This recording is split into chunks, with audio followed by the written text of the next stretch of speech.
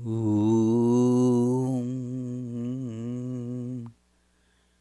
वाङ् मे मनसि प्रतिष्ठिता मनो मे वाचि प्रतिष्ठितम् आविराविर्म एधि वेदस्य आणीस्थ श्रुतं मे मा प्रहासीः अनेनाधीतेनाहोरात्रान् सन्दधामि ऋतं वदिष्यामि सत्यं वदिष्यामि तन्माम् अवतु तद्वक्तारमवतु अवतु माम् अवतु वक्तारमवतु वक्तारम् ॐ शान्ति शान्ति शान्तिः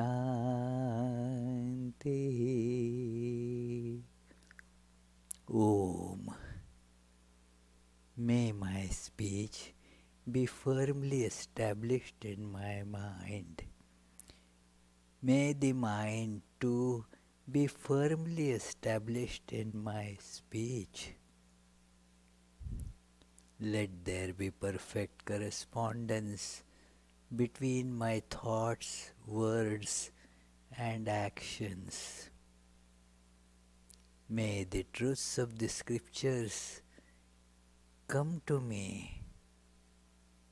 May their teachings be remembered by me all the time and live my life day and night according to their teachings.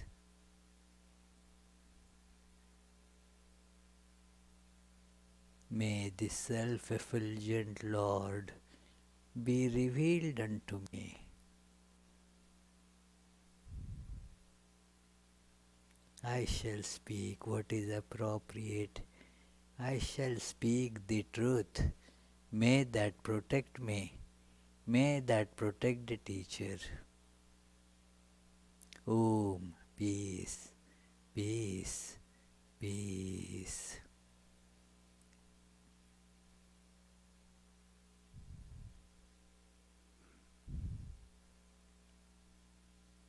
Let us feel our ego, that is identification with body and mind,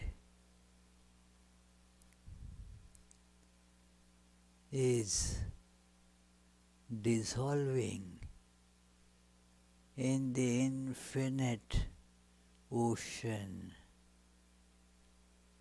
of existence, consciousness, bliss, like a salt doll dissolving.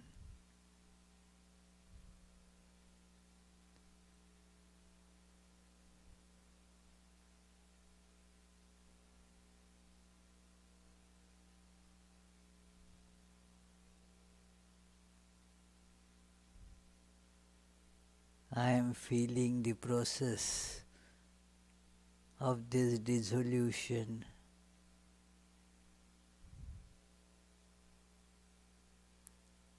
as layers of my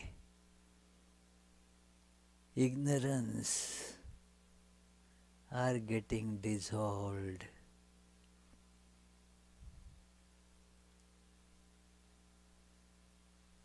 My vision, my experiencing is changing.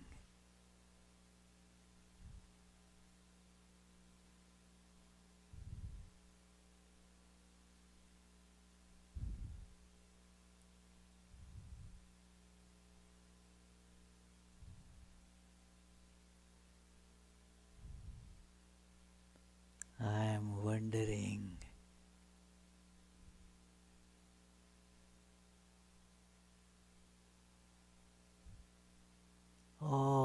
that I thought to be real is gone.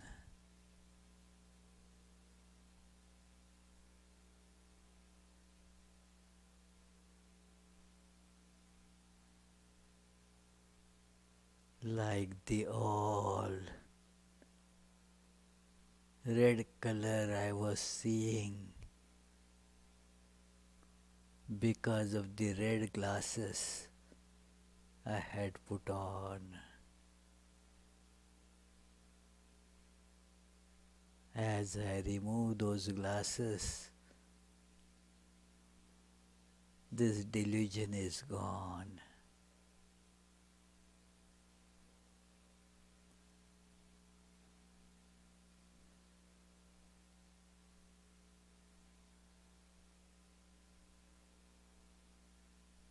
I am seeing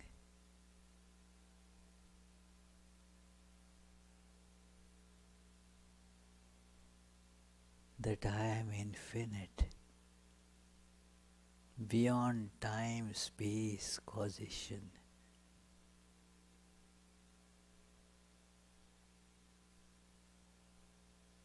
There is no multiplicity.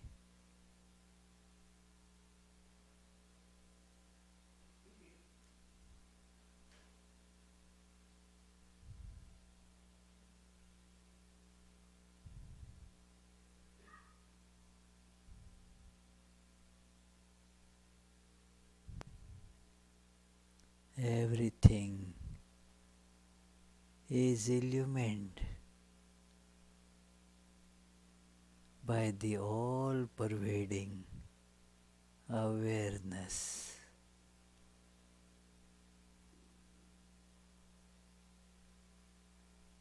All desires are gone.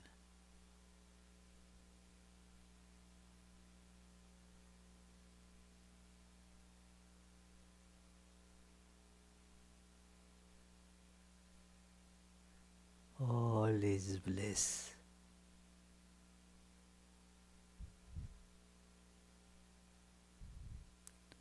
All is this continuous, unchanging eternity.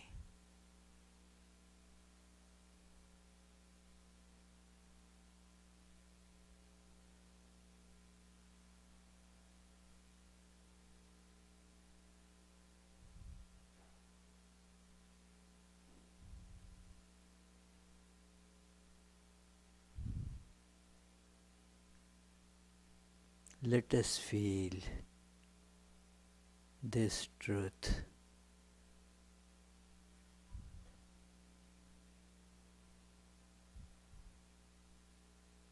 This all-pervading awareness getting condensed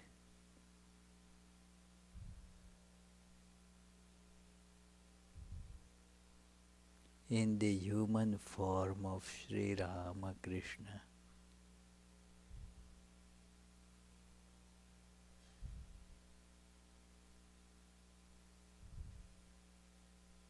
Om. Peace, peace, peace.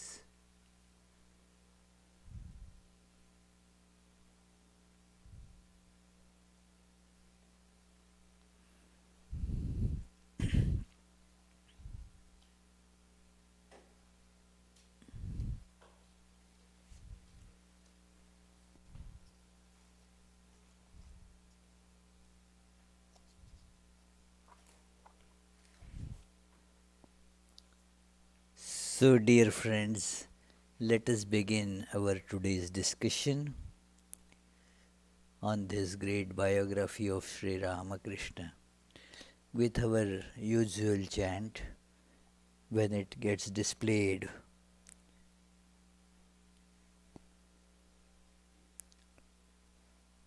Tava kathamritam tapta jivanam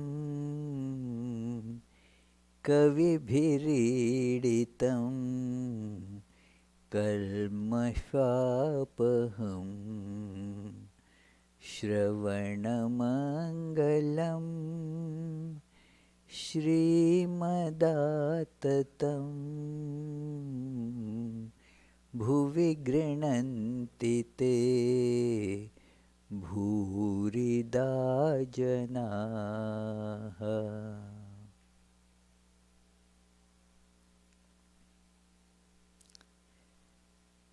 We were seeing last Tuesday about Sri Ramakrishna, his awareness not being tied to just one form or one body. His eye was thus being able to get into everybody's, as it were, what we should call, say, personality and see what is there. It is a very astonishing aspect that it is, since we are tied to this physical body and mind, we do not know about others, and actually thereby we do not know even about ourselves very well. So this is how the limitedness of our knowledge, erroneous and limited. Our knowledge is kind of both.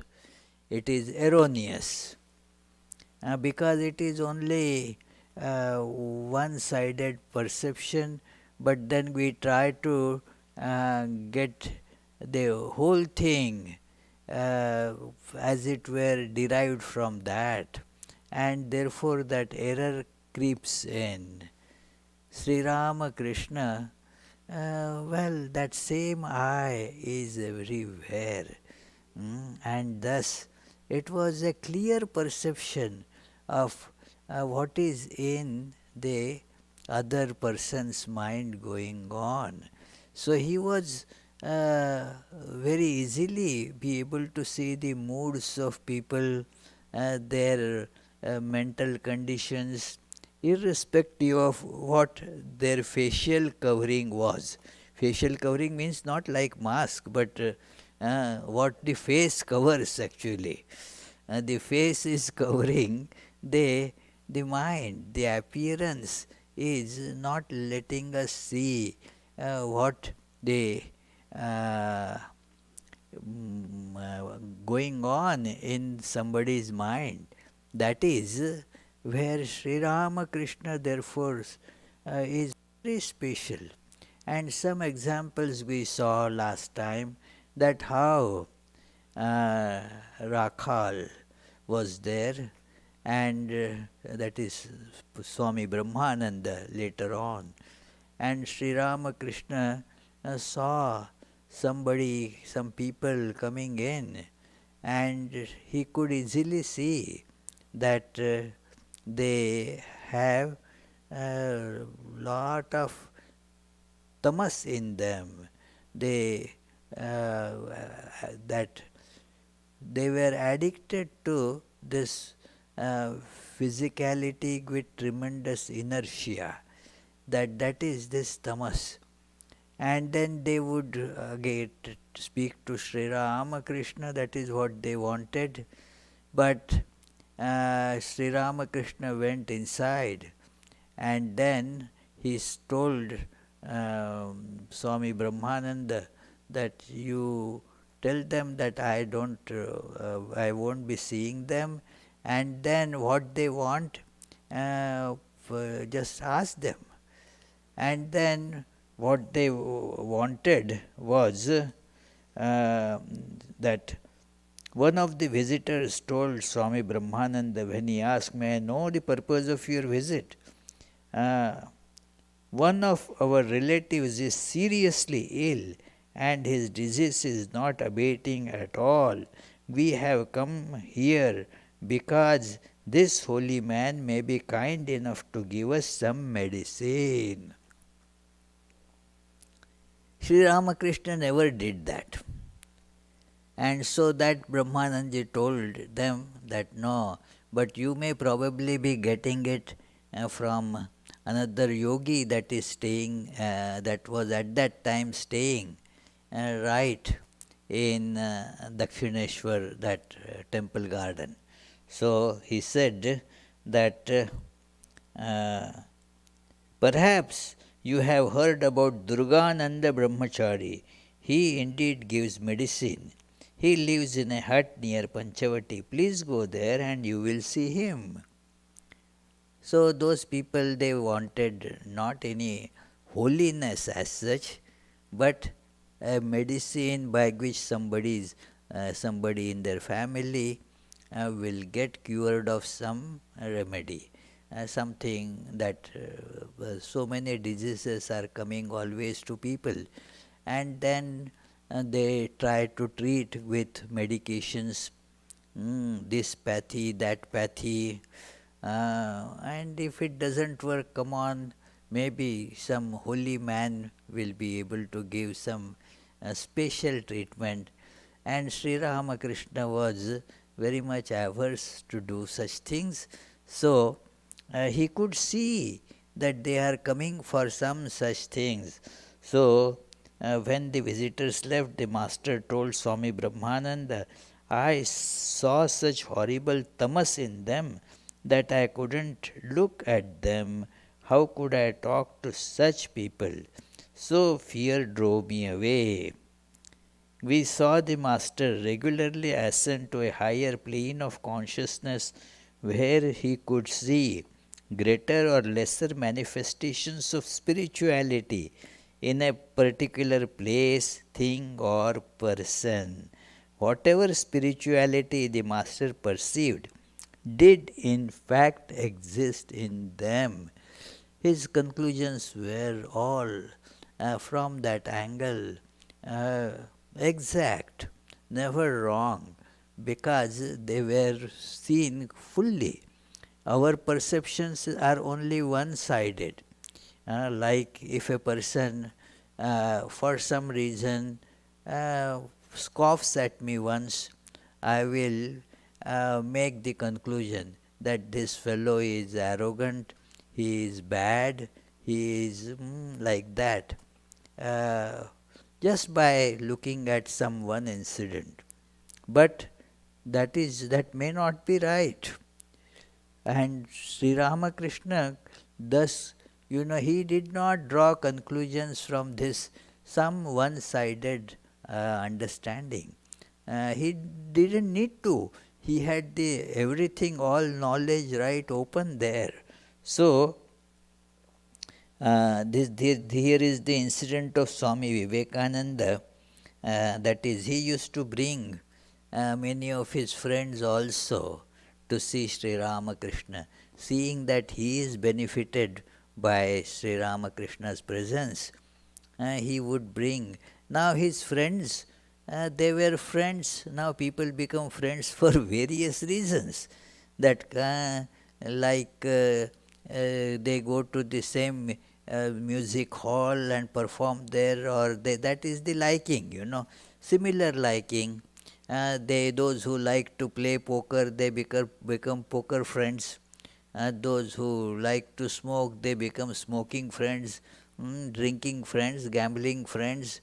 They become friends because of their association in one context. That doesn't mean that they have the same urge for other things or other spiritual things. It is so. There is a saying in Sanskrit: "Samana shileshu vyasaneshu sakhyam." The friendship is formed because of the similar, interest and similar addictions. That so you get them. So Narendranath became friends to many on various different platforms. But that doesn't mean that they share his spiritual interest, or even the great spiritual qualities that Narendra had, they didn't have any of those. But Narendra would bring them to Sri Ramakrishna. Come on, come with me. You will be very much benefited by seeing this great saintly person. But he would be surprised that it is after meeting the Master and seeing his extraordinary purity, renunciation, and love of God, it became a sort of religious vow for Swamiji, means Vivekananda, to bring his intimate classmates to meet the Master. Let no one conclude from our statement that Swamiji took his casual acquaintances to Master. He brought to Dakshineshwar only those whom he had known for a long time and considered to be good character and religiously inclined. But that was the reading of this Swami Vivekananda, and not the reading of Sri Ramakrishna. That before he became Vivekananda, he was full of those spiritual qualities, but had not reached that level to see the intimate or the inner nature of people. So, what he thought would be religious, a religious person, does not necessarily turn out to be like that. Swamiji thus introduced many of his friends to the Master, but the Master, with his divine insight, looked within them and sometimes arrived at a different assessment than Swamiji's, as we heard from time to time from both Master and Swamiji. Both of them have spoken to the author of this book, Swami Saradananda, that look how the conclusions that one draws only on this superficial understanding, how wrong could it be? So it is, Narendranath says, after accepting me, the Master bestowed his grace by giving me spiritual instructions. But he did not do the same for my friends, and I insisted that he do so. Because I was young, I would sometimes argue with him on this point. I said, Sir, God is not partial. He does not bestow grace on one person and withhold him from another. Why will you not let them why will you not let them accept them as you did me?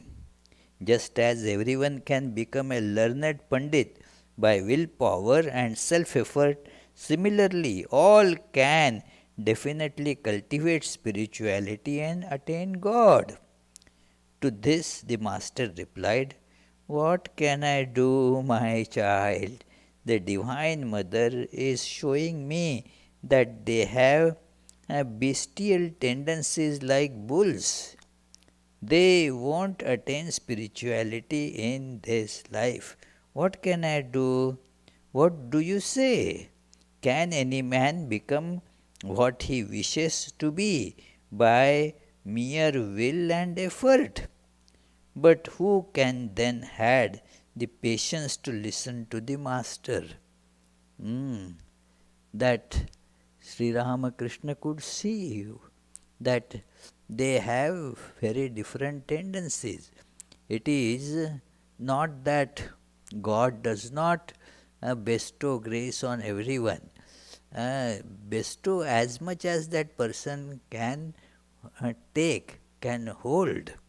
It is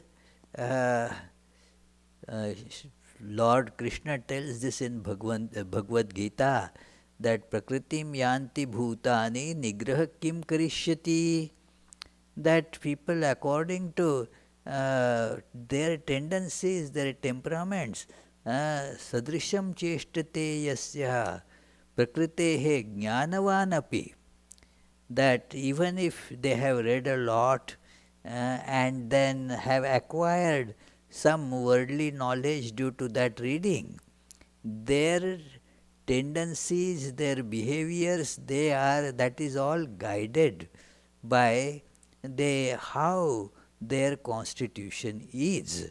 It is not that they will be able to just absorb what is being told even to Narendranath. And the absorbing capacities are different, and thus same thing told to all, it does not bring the same impression in all. The school teachers are very well aware of it, that the same thing is told to the whole class. Not that everybody acquires it the same level of understanding. Some acquire, some don't acquire, some acquire wrong understanding, and some even after they understand, they don't care to implement it. So, there are levels of even scriptural understanding too, same, that some find it very, very important in life. Some do not care about it at all. Some do not understand anything. Some are not interested. They do not even pay attention to what is being said. So all this big variety is there.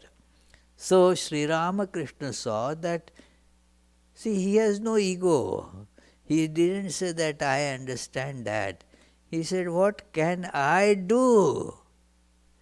The Divine Mother shows me what their nature is. How can I tell them, It is, if, say, I am asking tea to one person, would you like some tea? And then another person I know that never touches tea. I will not ask that person. For example, our Charlie will not, no, it is, so he wouldn't touch that. So I will not ask him because he is not ready for it. Not that I don't want to give him. He is not the one who wants it. So, therefore, people want different things.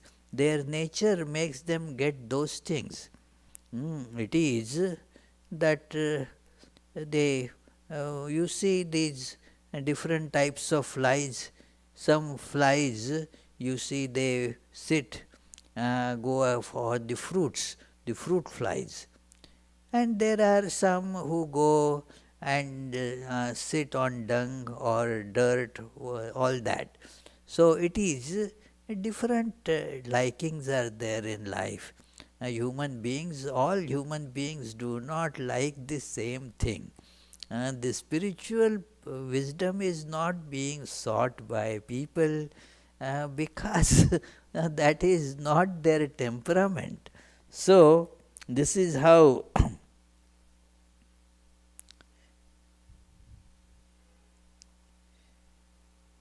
but who then had the patience to listen to the master?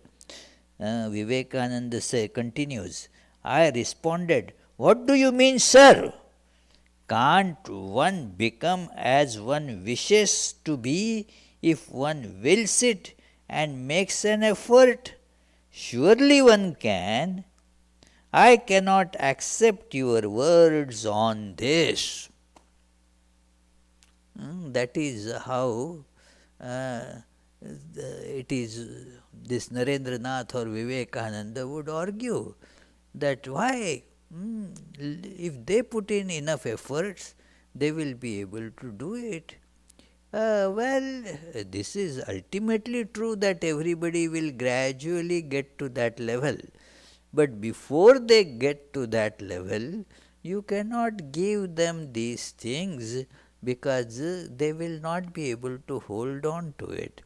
It's all right that if some 1-year-old child when becomes 20 years old, will be able to lift 50 pounds. But at that time, 1 year old, if you put on the head of that fellow, 1 year old, 50 pounds, well, that could be the last day of his life, you see. So, therefore, it is important to see that what is to be given to whom, all do not have the same acceptability. Capacity, receiving capacities are not at all same, and this we do not understand. Swami Vivekananda understood it later, and that is what he is actually telling here, that it is. The Master reiterated, whether you believe it or not, the mother is showing me that. Narendranath said, I cannot believe like this. Whether you believe or you don't believe, what does it matter? It is what mother is showing, divine mother is showing, that's ultimate. You may say you believe this and you don't believe this. What does it matter? The mother is showing me that at that time, this is being narrated by Vivekananda, at that time I did not believe what he said. As the time passed, however, I gained more experience. I understood more and more that what the Master had said was right and I was wrong. As we grow spiritually, and through that spiritual evolution, one comes to see that what you thought at one point was not right. The other thing somebody was telling you were arguing, but then later you found that that is the case. So that is how the difference is.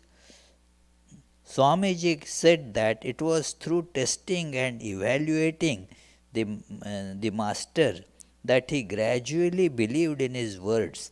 It will not be out of place here to narrate another incident that Swamiji told us in regard to his testing of the Master's words and conduct. After hearing from Swamiji about Pandit Shashadhar Tatraka Chudamani, the Master went to see him on the day of the chariot festival in 1885. The Master told the Pandit that only those who had received a command directly from the Divine Mother were truly entitled to preach religion, and that the grand words of other famous so-called preachers were in vain. He then asked for a glass of water to drink.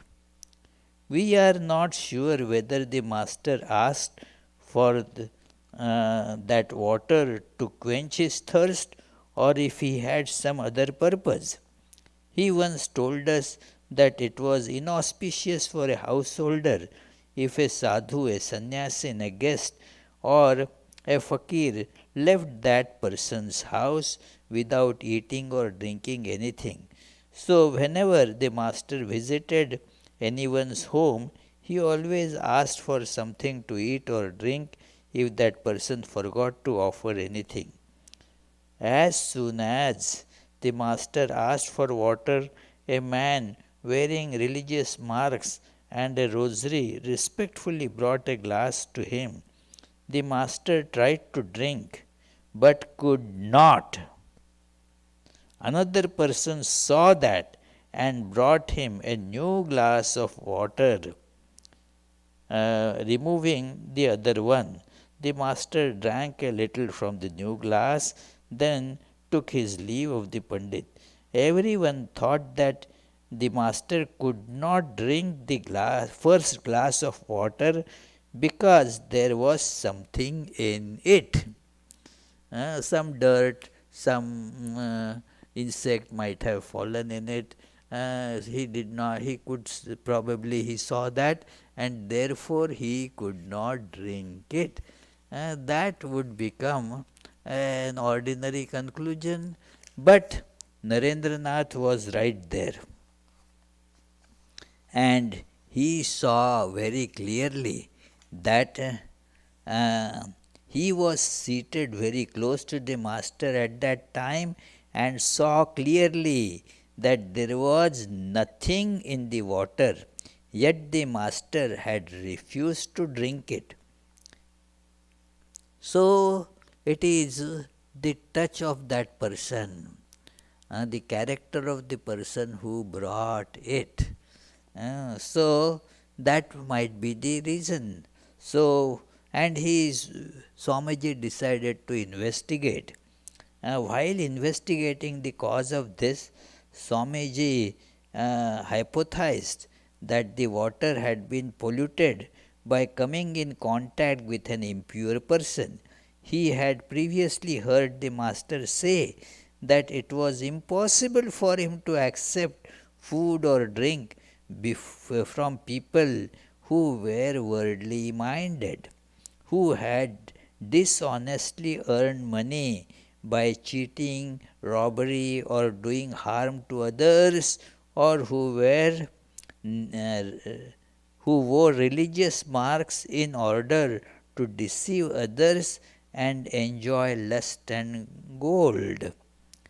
So, not that Sri Ramakrishna would consciously say, no, I won't drink from this person's hands. It was constitutionally, it would become impossible for him to do it. He took the glass and could not drink. The ability, the process of drinking was just stopped not by his will. That, as he mentioned, the Divine Mother will not allow me to drink it. It is not that he said, no, I won't drink. Not that. He tried but could not drink. That is, most of us will not be able to understand it. But it is that kind of full authority was given to Divine Mother. And as the Divine Mother does, his body would act accordingly. This would certainly raise a few questions in the minds of the listeners, that how when you say the same Brahman in everything, why do you distinguish this is pure and this is impure? Yes, when Sri Ramakrishna was in that state, he would just eat from where all the garbage was thrown. From that garbage, where a street dog was eating, and with that dog he was eating too. No question of purity or impurity in that state of awareness. It is, but now it is that body is very special body, is a very sophisticated instrument to be preserved with great care. Otherwise it will just get destroyed, and that is why so much care about the food is observed by him. For us, it really makes no sense, because our body is all so gross material is there that it doesn't matter at all who brings food to us. Means that effect will not be sensed by us. It is mostly because we are like that, those people to a great extent. So therefore, see, this action of Sri Ramakrishna was not a deliberately done action. No, I will not eat from this person. It is, he was he became constitutionally incapable of touching it. Let us try to fathom this, friends.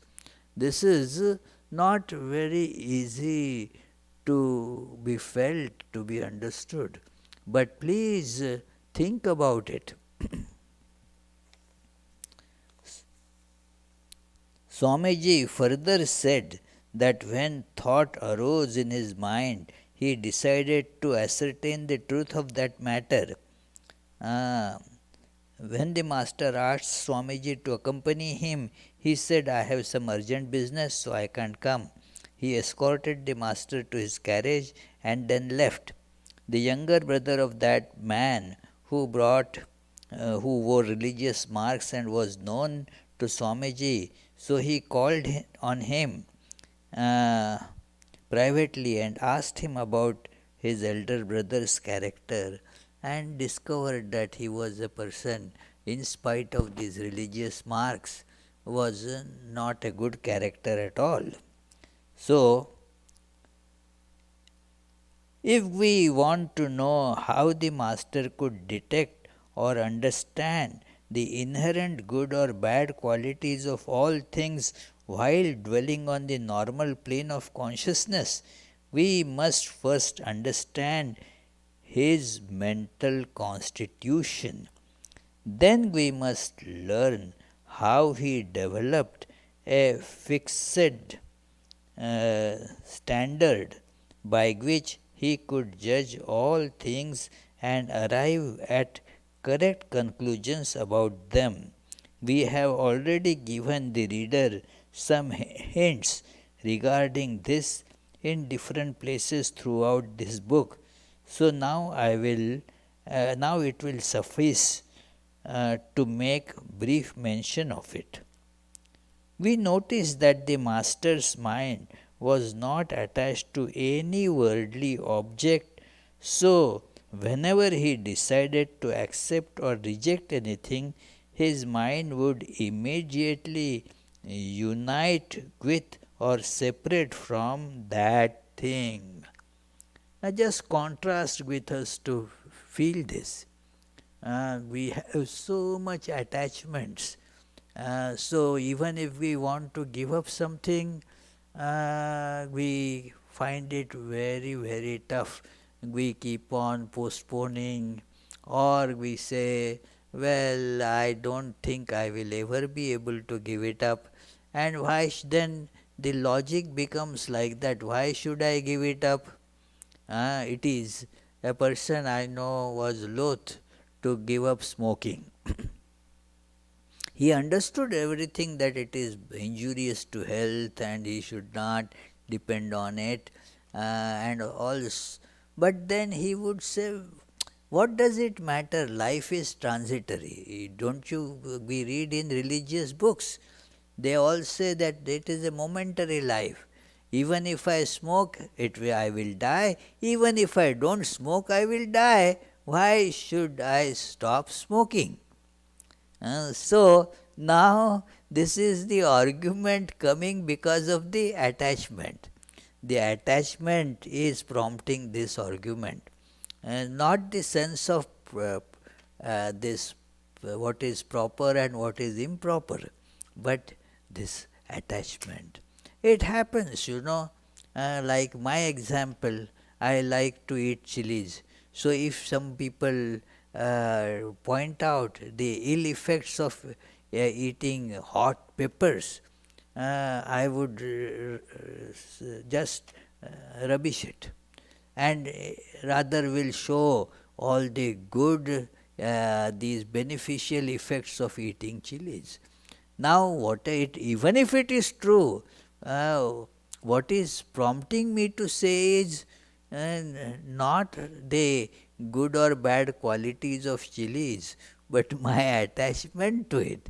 So, Sri Ramakrishna didn't have any such attachment, and therefore very spontaneously the things would just drop from him once he sees that they are not right and he should not go to them. As soon as that decision is made, that's it. No difference, no time lag as such between making a resolve and then putting it in practice. Decide automatically, all the barriers would just vanish. See, that is the level of purity and complete detachment. It is just like the switch, you want to switch off the lights, just push the switch. If you want to put them on, switch them on, then again switch it. It is there. Imagine, if there is some sticky substance applied to that, so that the switch stays in the same place. So our minds are like that, they get just confined to that. Oh, okay. You make a conclusion that it is bad, and or it is good, and just that hold on to those things due to attachments.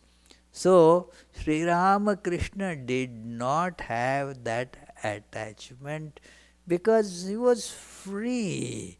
The same self in all, that awareness would make him so free of any kind of attachment. So this is how that level of purity in Sri Ramakrishna was. Very important thing to remember. We, by contrasting with us, we understand it. It is so difficult to take the mind away, even if, say, somebody stayed in one house for some time. Now, that it is the attachment develops, you know the inconvenience, and so even though you are forced to go away from that house, the mind keeps on lingering there. I remember one friend of mine, he bought a new house.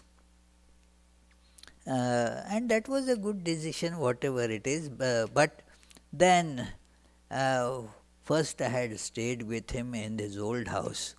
Then, after he bought the new house, again I had the chance to stay in that his new house too. And then he just let us go walking, and then we went to his old house where it was. And then with such attachment to that, and that is quite natural. It is not that it is his fault. It is we are all in the same boat. So he became so emotional about it. That this is the tree that I had planted, this is it like this, this should be like this, and so forth, We get so much attached to things because of that, I and mine. So Sri Ramakrishna had no such problem. Therefore, it is all the conclusions therefore are never colored by likes or dislikes, attachments or detachments. They are always correct.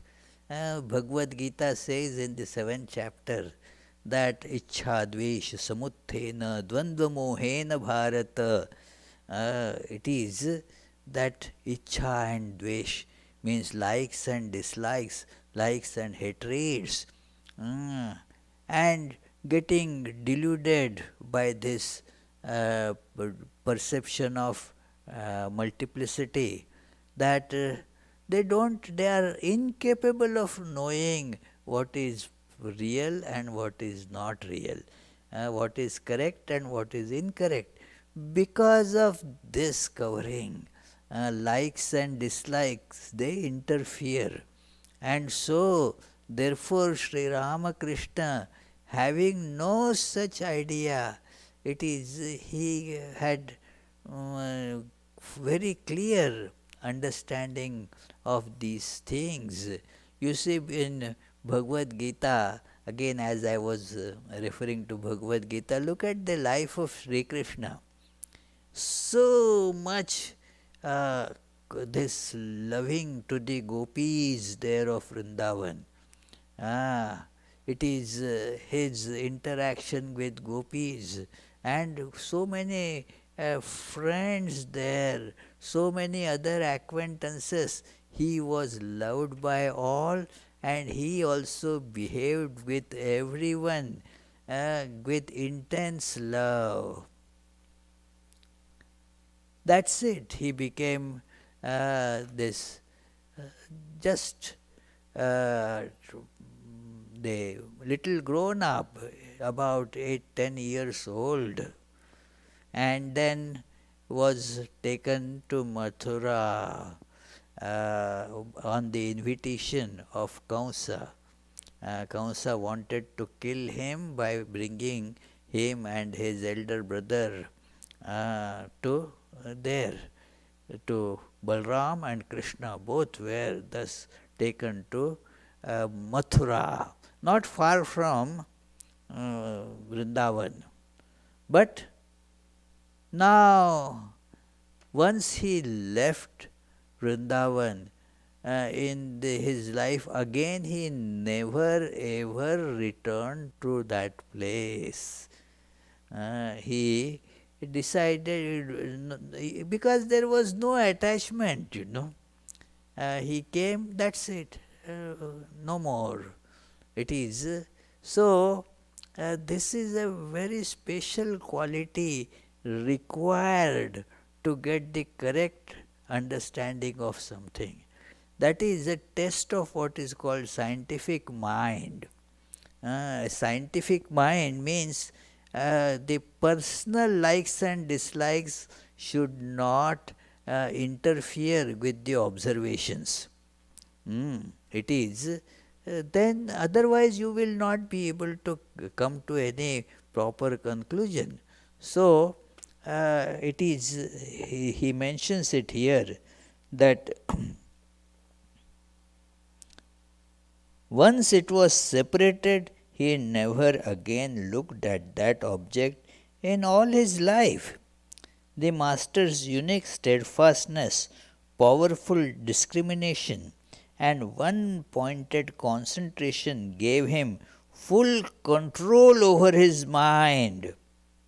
As a result, he could focus it firmly on any particular thing for any particular length of time and at any particular place according to his will. He never allowed his mind even for a moment to think of or imagine anything else. So, look at that, how different from our life. It is, we get caught up.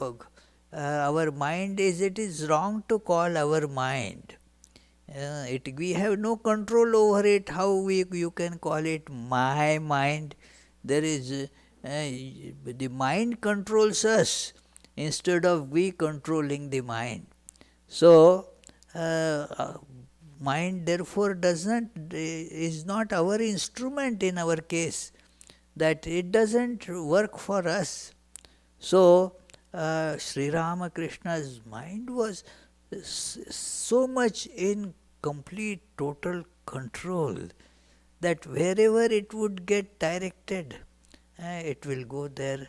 Like you have a flashlight, it is in your hand, and then whatever you want to illumine, you turn the flashlight in that direction, and then that spot gets illumined.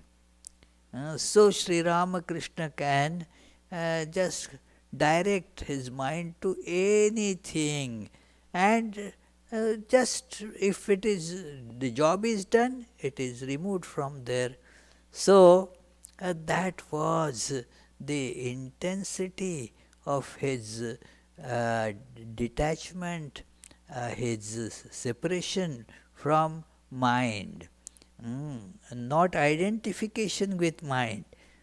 Identified with mind means you lose the use of mind. You become that. If you want to use mind, then you have to be able to join yourself, disidentify from that. Like our Naomi using her car. If she becomes car, then see, she will not be able to use it. It will be she and car will become one. Who will drive? And then if she is car, she will not be able to get out of the car. So, like we are not able to get out of the body. It is, we are caught in it. We are identified with it. And thus, this is so different from the condition of Sri Ramakrishna.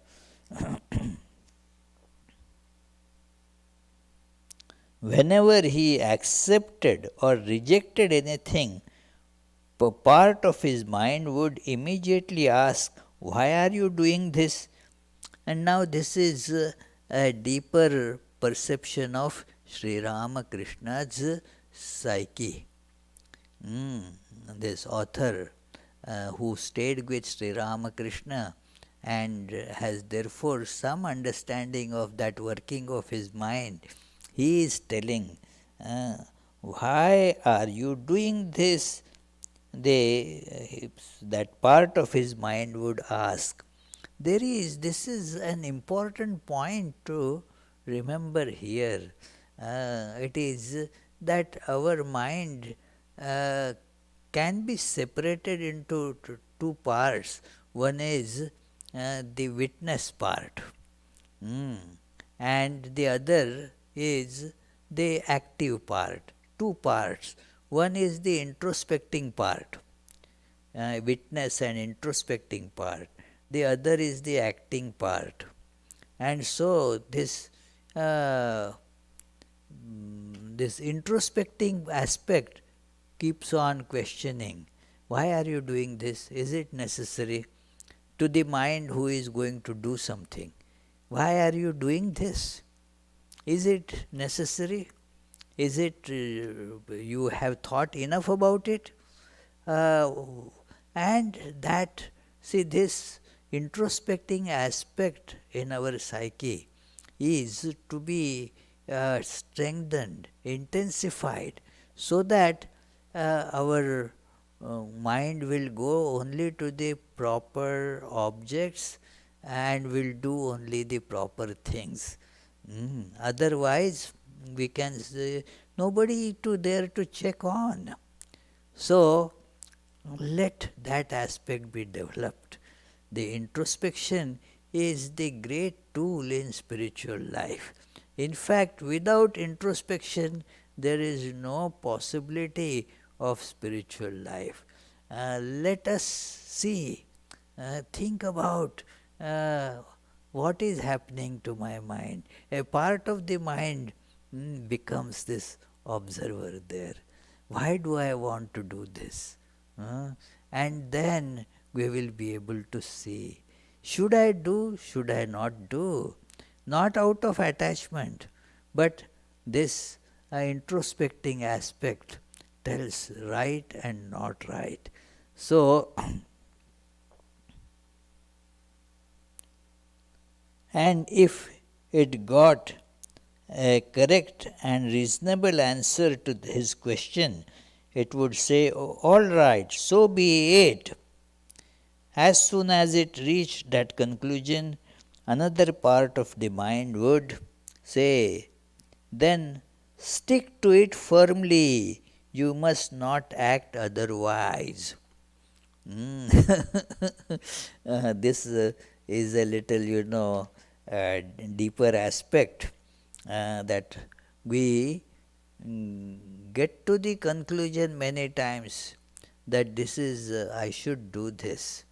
The mind was going to do that, and this introspective aspect certified that yes, go and do it.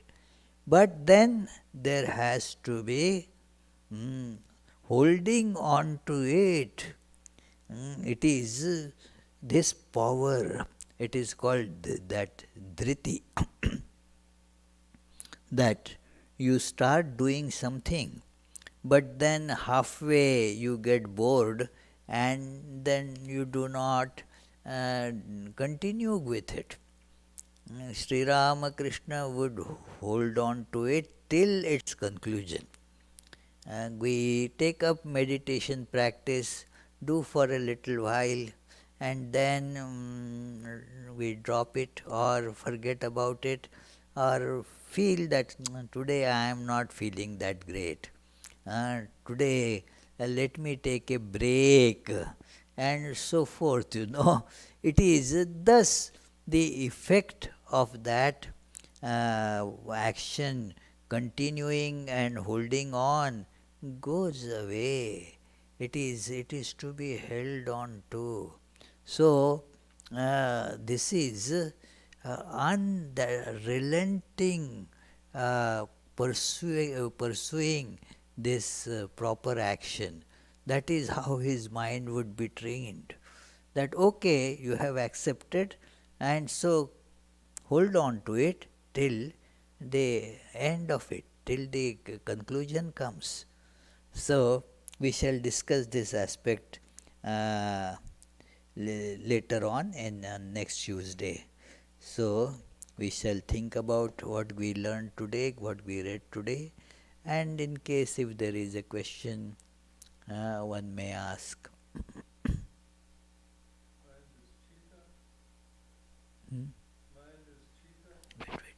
Wait. Meditate for a minute. Yeah.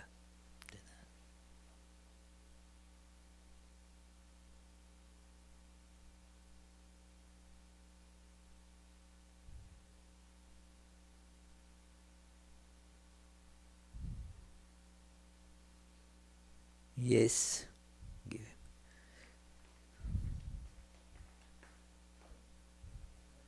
Chitta. Okay. You have to, is it on? Hello? Oh, there we go. Mind is chitta. Okay.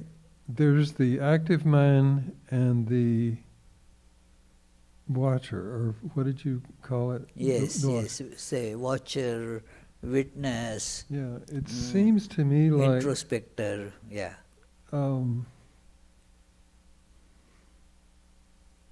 In meditation, don't you detach from both of those? In meditation, both these aspects come to fore. They have to be there. That one is detaching from everything else.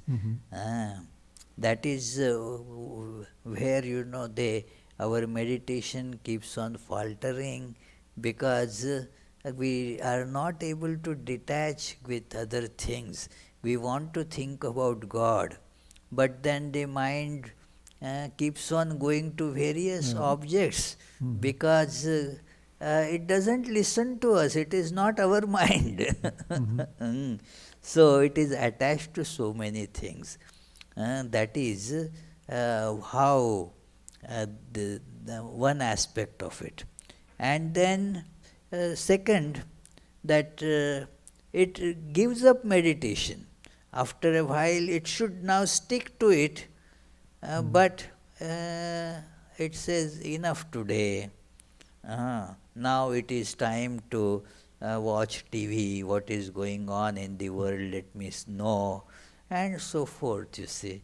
So, thus, that aspect, if it is active, introspecting or witness aspect, it will tell, no, why are you going there, mind? Hold on to God.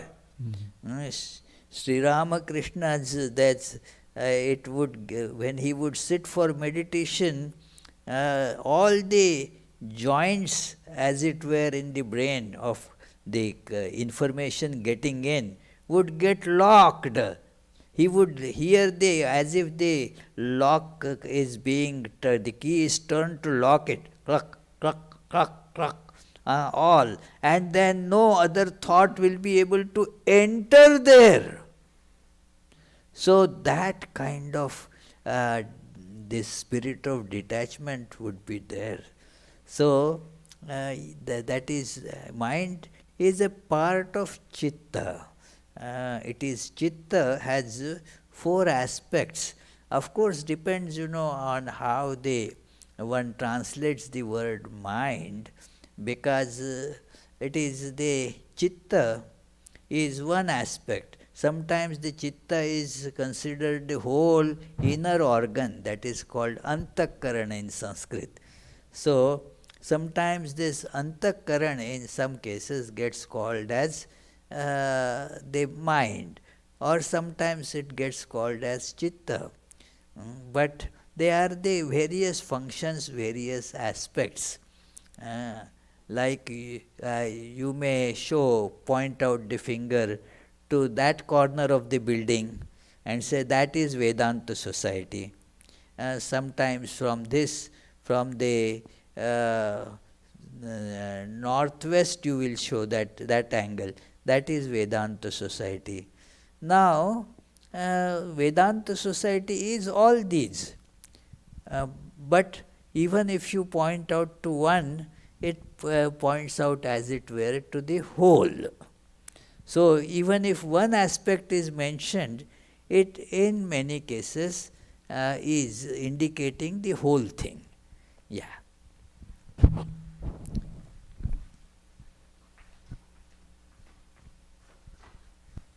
I have a question. Why, if Thakur could only accept certain people, why did Holy Mother accept everyone, pure and impure, and say that a thief was the same as a monk to her? Yes, different personality, different instrument, the different instruments will do different things. Holy Mother was the instrument, that is what Sri Ramakrishna told her, that showing his own body. After all, what has this done? You have to do a lot more. It is, and Holy Mother said, look at him, in a tone of complaint. That it is slight complaint means that look how he chose his disciples with great care, that right, not right, and to me he has sent. Again, she doesn't say that I call everybody. He has sent to me this whole army of ants. So that is how the two instruments are different. So, any web question? There are no web questions. Okay, so let us conclude with the closing prayers.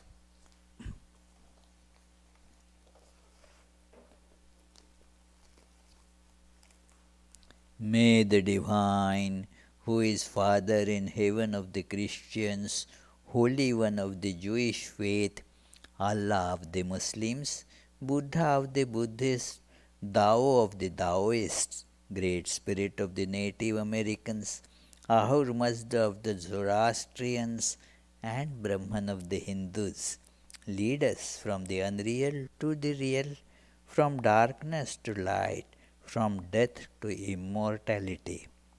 May the all-loving being manifest himself unto us and grant us abiding understanding and all-consuming divine love. Peace, peace, peace be unto all.